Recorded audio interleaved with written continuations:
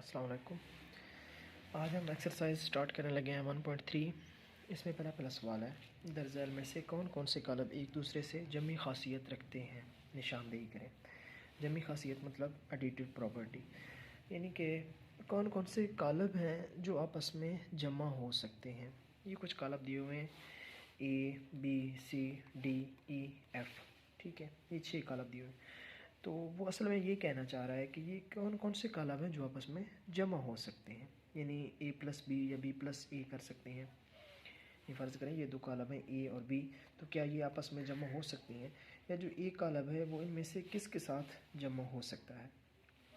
तो आपने सिर्फ इतना याद रखना है इस क्वेश्चन के लिए कि सिर्फ वो कालब आपस में जमा हो सकते हैं जो हम मर्तबा हों, यानी जिसका मर्तबा बराबर हो, आर्डर जिसका बराबर हो।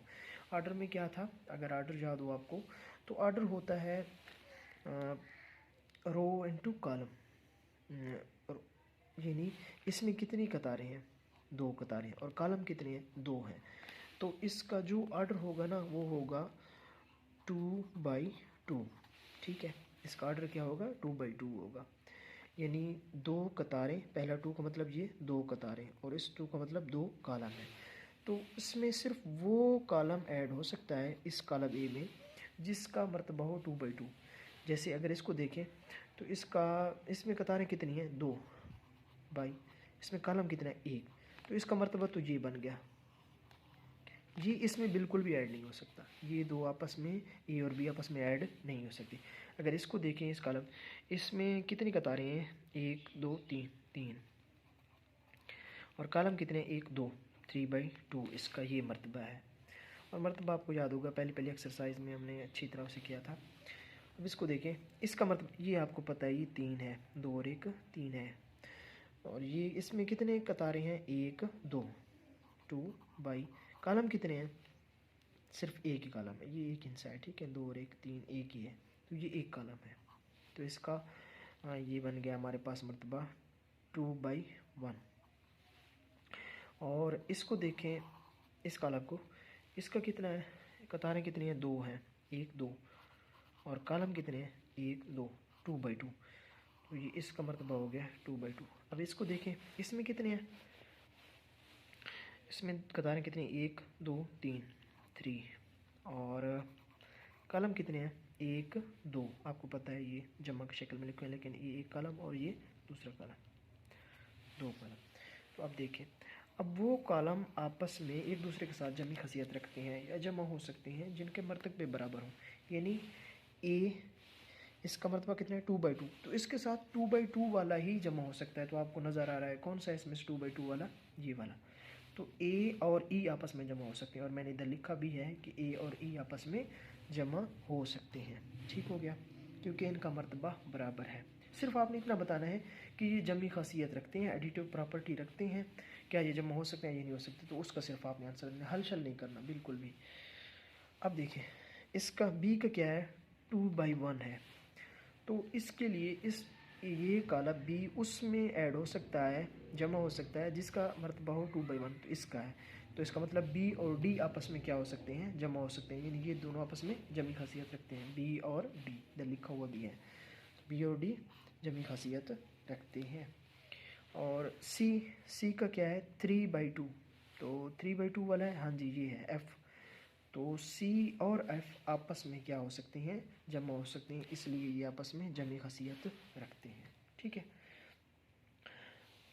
ज़रूरत नहीं है, लेकिन फिर भी मैं आपको ये बता देता हूँ कि अगर इनके ऑर्डर बराबर ना हों तो ये जमा नहीं हो सकते। फ़र्ज़ करें, अगर मैं देखूँ, पहले मैं करता हूँ इसको इसके साथ जमा, क्योंकि इनका ऑर्डर एक जैसा है। ए को ई में जमा करता हूँ तो ये हो जाएंगे ए प्लस ई, ये जमा हो सकते हैं। अब ए पहले है तो पहले ए वाला करब लिखेंगे, यहाँ पे मैं लिखता हूँ 2 1 -1 3, और फिर जमा है तो मैं भी यहाँ पे जमा, और फिर ई है तो ई वाला कालब लिखूँगा। ई वाला क्या कालब है, -1 0 1 2। यहाँ से आपको जमा माइनस करने, कालब की जमा माइनस भी समझ आ जाएगी, एडिशन और सब्ट्रैक्शन। तो अब करना क्या है, हमेशा इनके मुतनाज़रा अरकान आपस में जमा होते हैं, यानी ये पहला रुकन है तो ये इस पहला के साथ जमा या नफ़ी हो सकता है। अच्छा एक और चीज़ है, देखिए ये दो अलामतें, अच्छा पहले ये लिखें दो, ये किस में ऐड होगा, इसको प्लस करना है किस में, -1 में, 2 + -1, क्योंकि ये आपस में हम क्या कर रहे हैं, यहाँ से देखें असल हमारा काम है इनको जमा करना, तो यहाँ पे जमा का निशान है और ये अलामत नफ़ी की इस रुकन के साथ है, तो वो भी हमने साथ लगा दी है। अब ये पहला रुकन इस पहले में जमा हो गया, यहाँ आ गया, अब ये दूसरा रुकन इस दूसरे में जमा होगा, ये वाला दूसरा रुकन इसके भी दूसरे में, यानी 1 प्लस होगा 0 में, 1 ऐड होगा 0 में। इसी तरह -1 प्लस होगा 1 में, -1 प्लस 1, और इसी तरह 3 किस में ऐड होगा, 2 में, 3 ऐड होगा 2 में, 3 + 2 ये ऐड कर रहे हैं।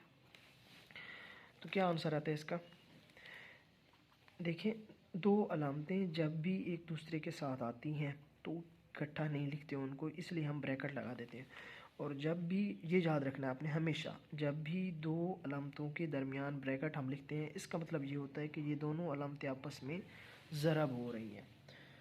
और एक और चीज़ भी आपने याद रखनी है कि जब भी मुख्तलिफ़ अलामतें, ये जमा है और ये नफ़ी है, ये दोनों मुख्तलिफ़ हैं, जब भी मुख्तलिफ़ अलामतें ज़रब होती हैं तो हमें हमेशा आंसर में माइनस ही मिलेगा, यानी ये ज़रब होके माइनस बनाती हैं। तो ये बन जाएगा -1, यानी 2, और यहाँ इस सारे की जगह पे क्या आ जाएगा, -1, इस सारे की जगह पे क्या आ जाएगा हमारे पास, -1 आ जाएगा। तो हम लिखेंगे 2 - 1, और ये आपको पता है 1 में +0 हो रहा है, तो 1 में 0 ऐड करें भी तो 1 रहेगा, और ये है -1 + 1।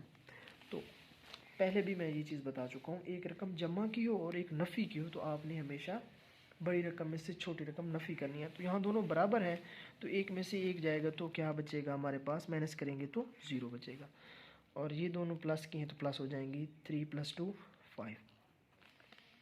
बस आपने क्या करना है, सिर्फ इस सॉल्व करना है। दो में से एक गया तो हम, आपको पता है क्या बचेगा, एक, ये बच गया, ये वाला एक आ गया, 0 5। तो ये आपके पास इन दोनों को ऐड करने से आपके पास ये वाला कॉलम आता है, यानी ये आंसर आता है। ठीक है, तो ये आपस में ऐड हो सकते हैं, इसका मतलब ये इनकी जमी खासियत है।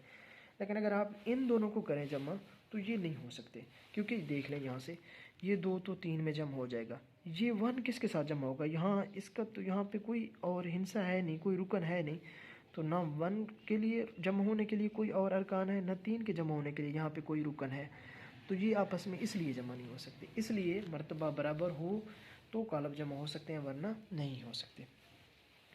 अब देखें दूसरा सवाल, सवाल नंबर 2 में है, मदर झैल कालमों के जमी माकूस मालूम करें। आपने सिर्फ जमी माकूस मालूम करें। अब आपने ये लफ्ज़ याद रखना है, जमी माकूस का मतलब होता है हमेशा मनफी कालब, यानी आपने मनफी कालब ही मालूम करना है असल में।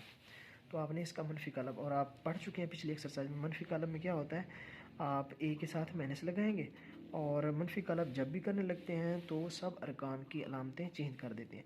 ये प्लस का 2 है तो माइनस का 2 हो जाएगा, ये प्लस का 4 है माइनस का 4, ये माइनस का 2 है तो प्लस का 2 हो जाएगा, ये 1 है प्लस का तो ये माइनस का हो जाएगा। देखिए हो गया मनफी कालम, जमी माकूस मालूम। इसे आपने कहना जमी माकूस है, यहाँ पे लिख भी देना है जमी माकूस, यानी आप इन सब के जमी माकूस मालूम करना है। इसी तरह डी, सारी नहीं की मैंने, 2-3 क्वेश्चन लिए हैं, 2-3 छोड़ दिए हैं। तो डी आपको पता है आसान है, तो -d लेंगे, अलामतें चेंज करेंगे, 1 प्लस का है तो माइनस का बन जाएगा, 0 0 ही रहता है, इसके साथ कोई अलामत नहीं होती। -3 है तो ये प्लस का 3 बन जाएगा, और ये प्लस का 2 बन जाएगा, और ये 2 -2 बन जाएगा, और 1 है तो वो माइनस का 1 बन जाएगा। ये आपके पास डी का माकूस आ गया। इसी तरह एफ़ का माकूस कैसे होगा, एफ़ के माकूस में ये √3 है तो √3 लिखेंगे, लेकिन इसके साथ अलामत नहीं है तो प्लस की होगी, तो अब ये क्या बन जाएगी, माइनस बन जाएगी, ये माइनस का 1 बन जाएगा। ये प्लस का 1 है तो ये माइनस का 1 है तो क्या बन जाएगा, प्लस का 1, ये प्लस का 1 बन गया, और इसके साथ भी क्या आ जाएगी, माइनस आ जाएगी, इसकी अलामत चेंज हो गई, पहले प्लस था अब माइनस हो। तो ये आ गया एफ़ का माकूस, सिर्फ इतना काम करना है, ईजी है बिल्कुल भी। ये सवाल नंबर 2 कंप्लीट हुआ। अब है हमारे पास सवाल नंबर 3, क्वेश्चन नंबर 3। इसको देखें तो उसने कहा है कि कुछ कालब हमें दिए हैं उसने, ए कालब दिया है, बी दिया है, सी दिया है, डी दिया है, मुख्तलिफ कालब है। तो कहता है कि इनकी मदद से मदर ज़ैल कालब मालूम कीजिए। अब ये कालब उसने सवाल दिए हुए हैं, काफ़ी सारे सवाल हैं, उसमें से मैंने कुछ चंद एक लिए हैं जो मुझे लगते थे कि ये समझाने के काबिल हैं, बाकी सारे इन जैसे हैं। तो यहाँ पे उसने लिखा है ए प्लस और ये कालब है। तो आपने कंफ्यूज नहीं होना, कुछ भी नहीं करना, आपने ए की जगह पे ए का कालब तो सवाल में दिया हुआ है ना, वो लिख देना है, जस्ट इतना काम करना है। तो ए की जगह पे मैं लिख देता हूँ इसका कालब, तो ए है ये वाला कालब, ये किसके बराबर है, -1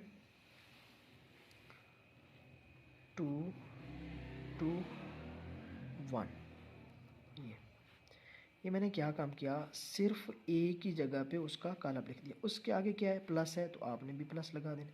उसके आगे क्या है, ये वाला कालब है, तो आपने ये वाला कालब लिख देना है, 1 1 1 1।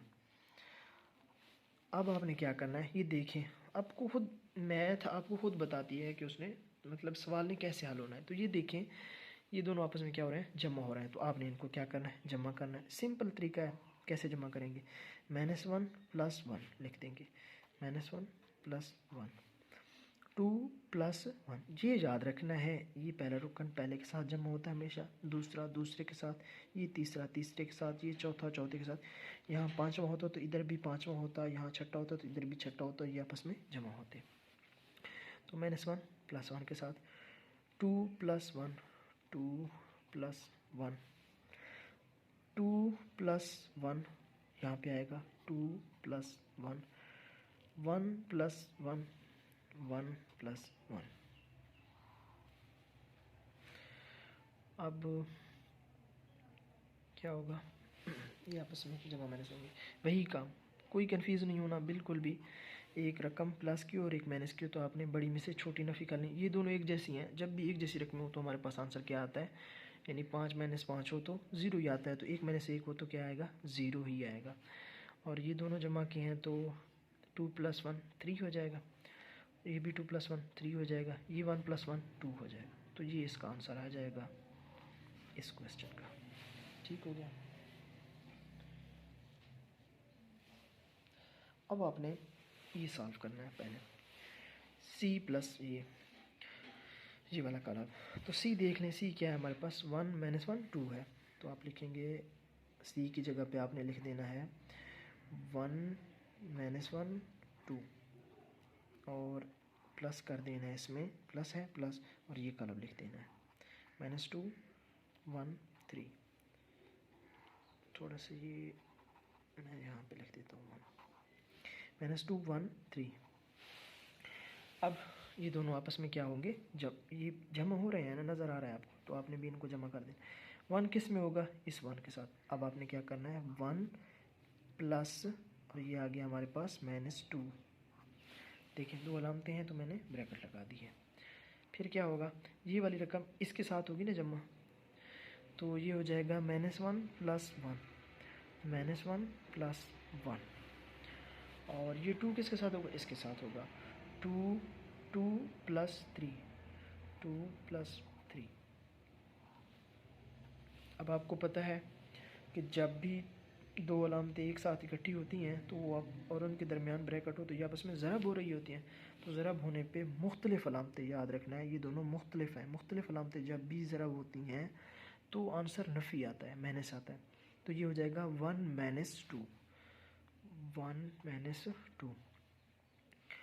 नेक्स्ट क्या होगा, नेक्स्ट ये होगा, ये एक प्लस के एक माइनस के बराबर हैं तो ये नफ़ी होंगे तो क्या बचेगा, 0। और ये दोनों प्लस के हैं तो +5 हो जाएगा, 2 + 3 5।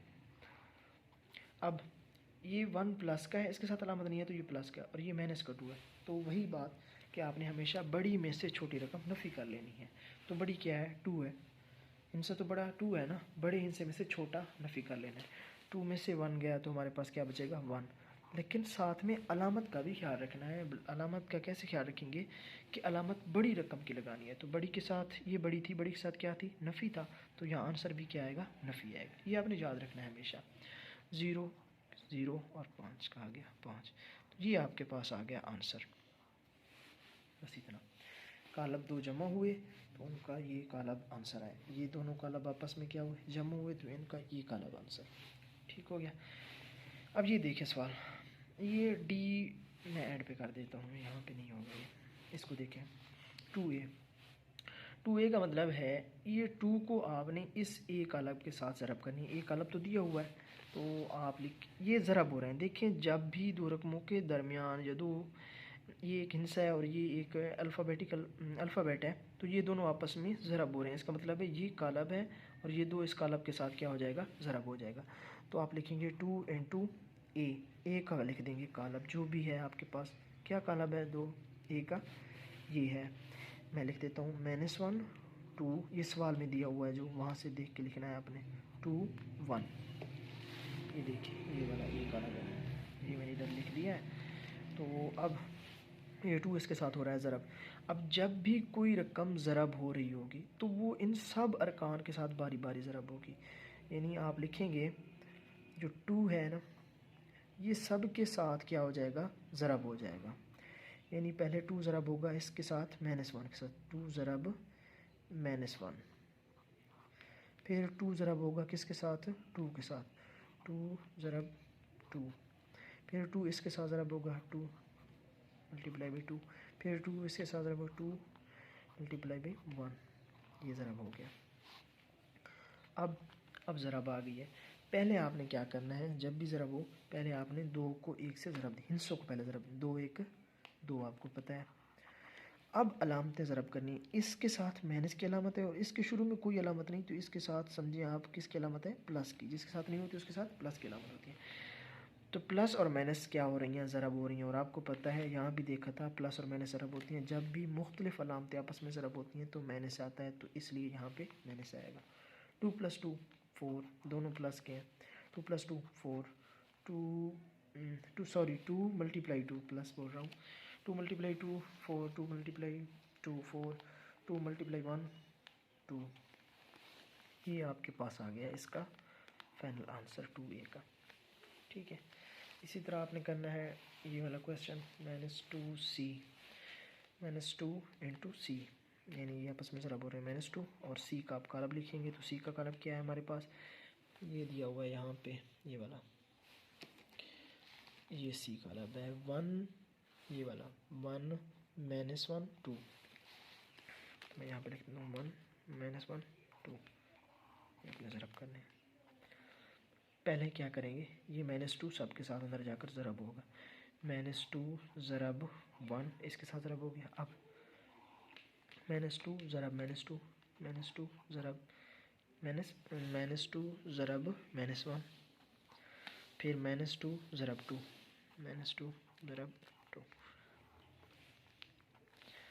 अच्छा, वही काम ज़रब में अलामतें भी ज़रब होती हैं और पहले इनसे 2 1 2, और इसके साथ माइनस है और इसके साथ कोई अलामत नहीं, तो यहाँ पे प्लस होगा।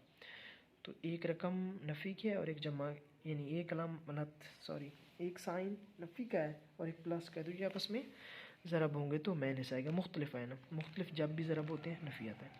ये माइनस माइनस दोनों एक जैसे। अब यहाँ से आप एक नई चीज़ सीखेंगे कि अगर ये दोनों साइन एक जैसे हों तो इसका आंसर प्लस आता है। ये भी नफ़ी ये भी नफ़ी, तो यहाँ पे क्या आएगा, प्लस का आंसर आएगा। और 2 1 2 प्लस का 2, और ये 2 को 2 से ज़रब करेंगे 4 हो जाएगा।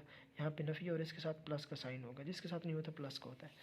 और एक नफ़ी और एक प्लस, मुख्तलिफ अलामतें आपस में ज़रब हो रही हैं तो माइनस ही आएगा। ये फाइनल आंसर है, -2 + 2 -4। डी वाला क्वेश्चन सिंपल है, चलिए मैं यहाँ पे कर देता हूँ। डी प्लस, अच्छा 0 1 0 2 0 1। अब डी की जगह पे क्या लिख देंगे, डी का कालब दिया हुआ है 1 - 2, सवाल में दिया हुआ है 1 - 1 2 0 3 2। ये हमने डी की जगह पे लिख दिया, प्लस इसका 0 1 0 2 0 1। आप इसको प्लस करेंगे तो इसका आंसर आ जाएगा। तो इसका आंसर कैसे आएगा, 1 में ये 0 प्लस होगा, तो मैं चलो लिख देता हूँ 1 प्लस 0, 2 प्लस 1,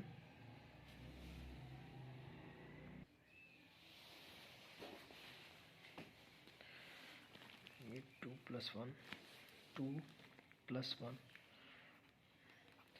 और 3 प्लस 0,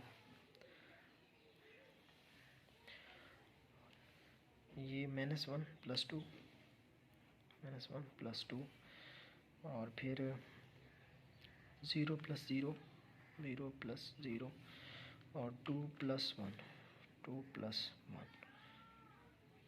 तो ये जगह नहीं है, बहरहाल यहीं पे कर देते हैं। 1 plus 0 1, 1 plus 0 1, 2 plus 1 3, 3 plus 0 3, -1 plus 2, बड़ी में से छोटी निकालेंगे, 2 में से 1 1 और अलामत बड़ी रकम की प्लस किए तो बड़ी रकम प्लस किए तो यहाँ पे +1 आएगा। 0 प्लस 0 0, 2 प्लस 1 3। तो ये आ गया आपका डी का भी आंसर। इससे क्वेश्चन नंबर 4 थी।